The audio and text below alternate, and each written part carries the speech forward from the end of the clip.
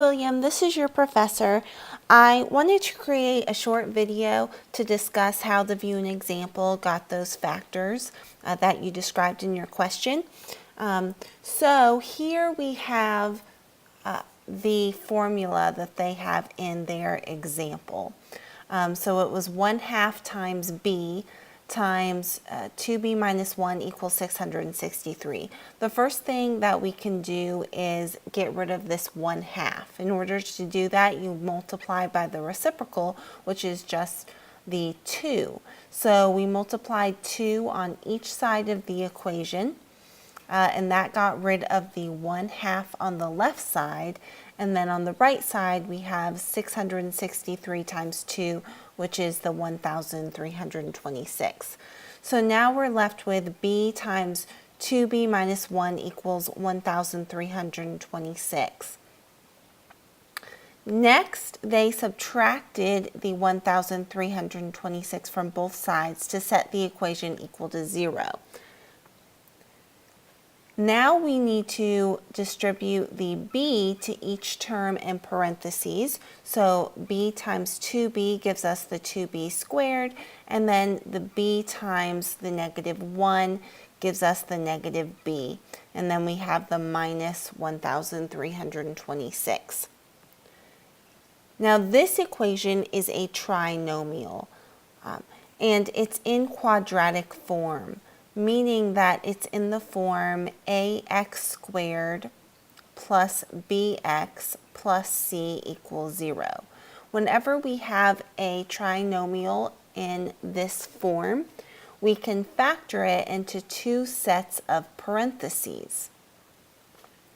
So this just means that we're going to have two binomials in these sets, and then when we multiply these binomials together, it should give us the resulting equation.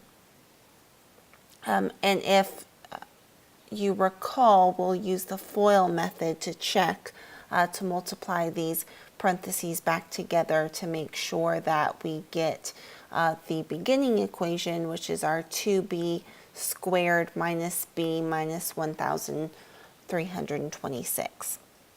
Okay, so we're going to use what's called the AC method in order to factor this into two sets of binomials. So I started the AC method over here, and in order to start the AC method, all you do is you multiply the value for A together with the value for C. And as you can see here, the A is the number in front of the b squared.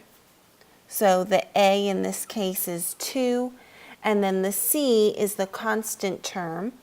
So this is going to be the 1,326.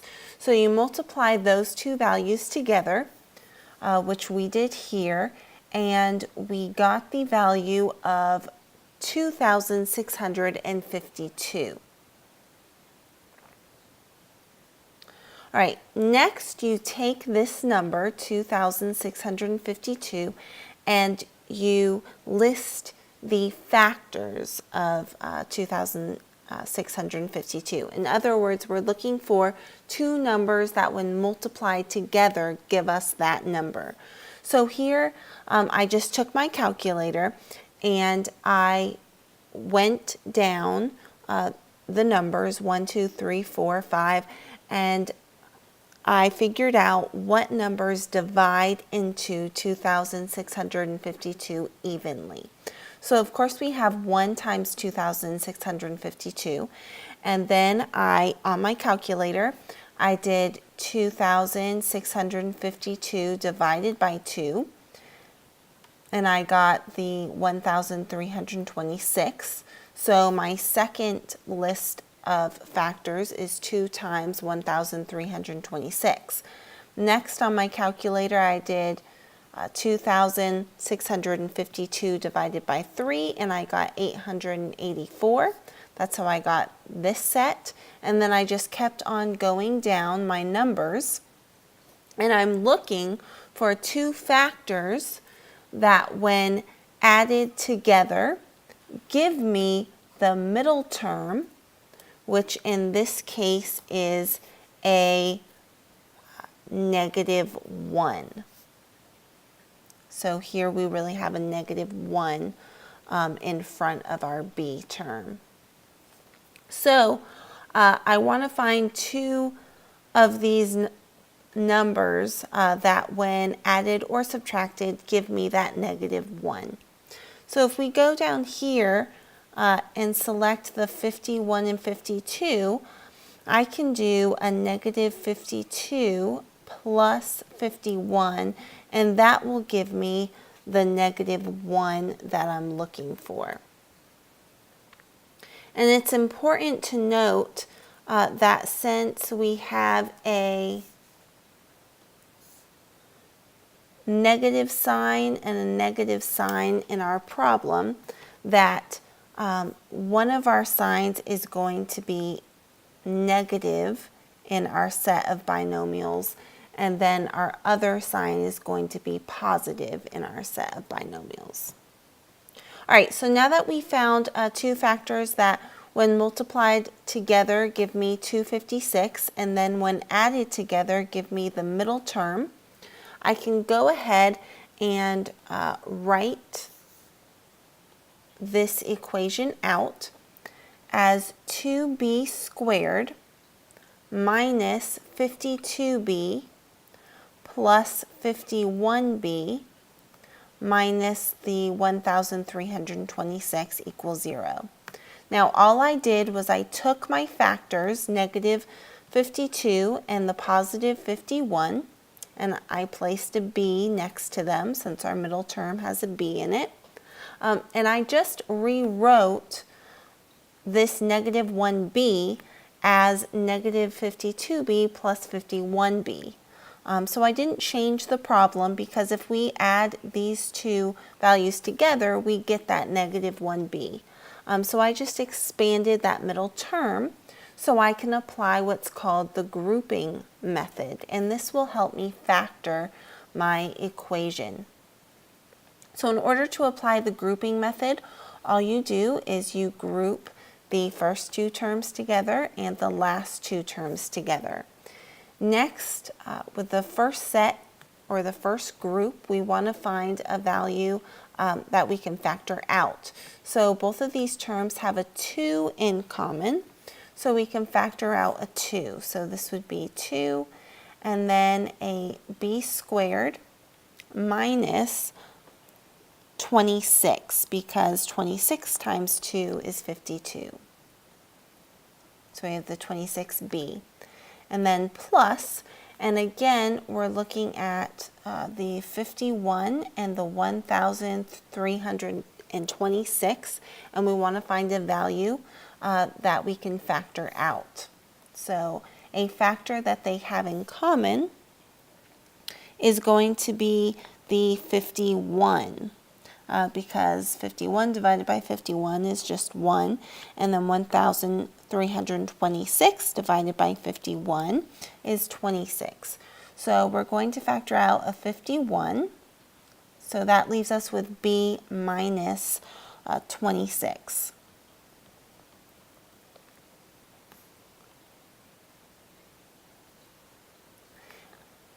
And if we go ahead and look at this set again, I can also factor out a b, since both of these terms have a b in common.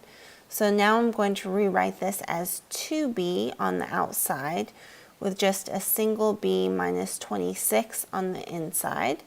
And then the second parentheses stays the same. So now that these two parentheses are the same, I can rewrite this as a product of two binomials, which is going to be in this form here. So in order to do that, you take the two terms out in front of the parentheses. So this is a 2b. Let me change the pen here. Okay, so this is a 2b plus 51, and then I'm multiplying it to the b minus 26, and that equals 0. So these are my two factors.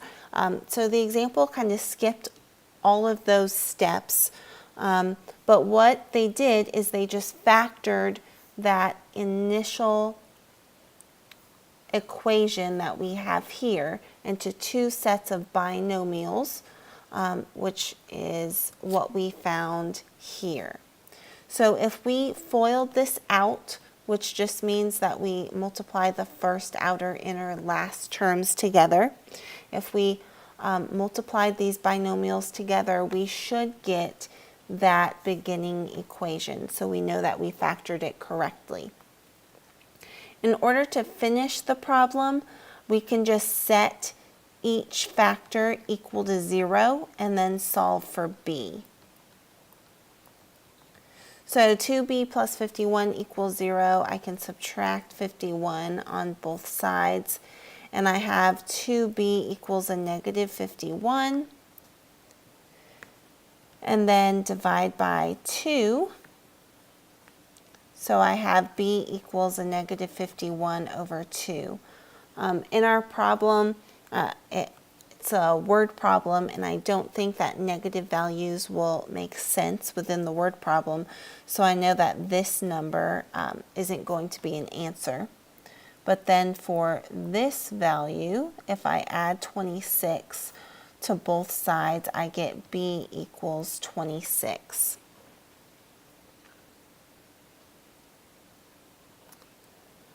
So that's one of the answers to your problem. And again, I just wanted to go over how to factor that problem. There's a lot of steps involved. I encourage you to look up factoring in your textbook. There's a lot of different techniques to factor trinomials. But the method that we used is the AC method. And there's also a lot of videos out on the web and also through khanacademy.com if you want to research the AC method or factoring trinomials. You can look at different examples to get you familiar with this method. This is a complex method, so if you have any questions, let me know.